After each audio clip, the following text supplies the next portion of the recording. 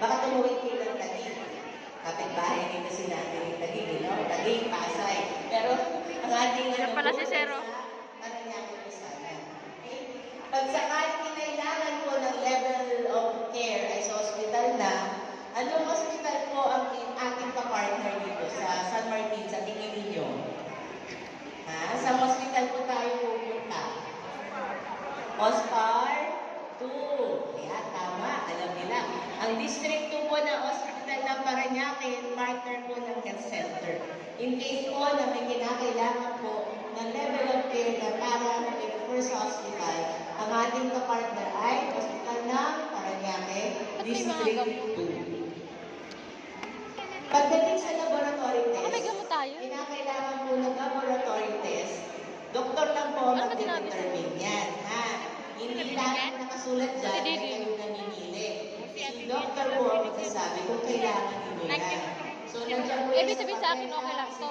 mababasa sa Wala namang screen, gamot. ano? Gamot? Katulad po ng CBC, urinalysis, fecalysis, pap smear, Buti na lang sa edad na 46, hindi pa ako dito sa diabetes.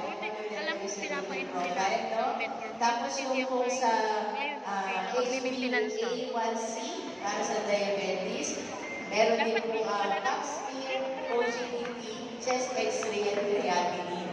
Mga bagay po ito sa primary care na pag kailangan po at gagawin po yan, i-refer tayo sa hospital ng Paranaque, District 2. At libre po yun. Okay?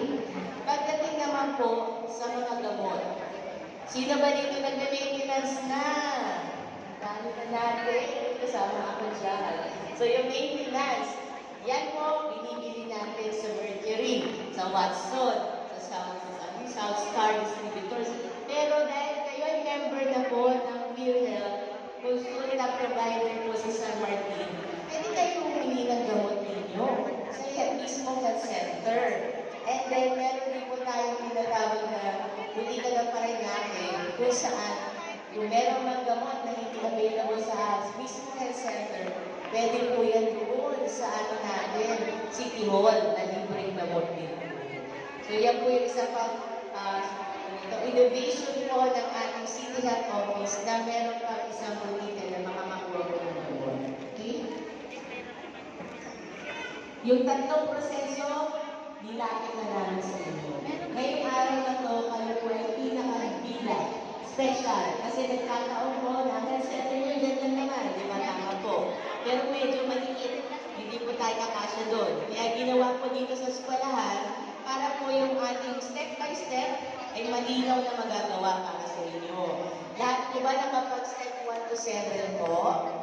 So, nandito na lang tayo para makinig ito. So, yung ginawa ninyo ganito na binaitans po, binigyan ng gamot or vitamins, pina-check sa ating doktor, and then nakakuha ng USGID.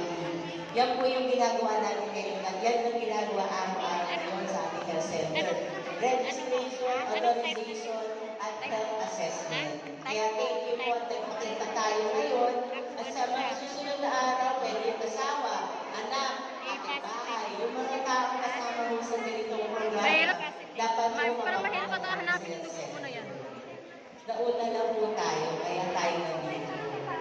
So yung registration, dalawang bagay po yan. QR code po siya. Hanap tayo ng upuan kasi dito sila Ginagawa sa cellphone. So Usap tayo pag register po ginagawa dyan at yung HCID. Nandito po, lahat sa Paranaque meron. Mamaya po, may speaker po tayo tungkol dyan na magsasabi po ng mas malinaw kung ano po ang HCID para sa Paranaque. Kinakailangan po na pagkatapos ng lahat ng ito, meron po tayong hawak-hawak na ECAS at EPRES. ECAS is Electronic Consulta Availment Slip at saka yung EPRES na Electronic Prescription Slip. So yun ang magsasabi ng outcome kung ano po ang inyong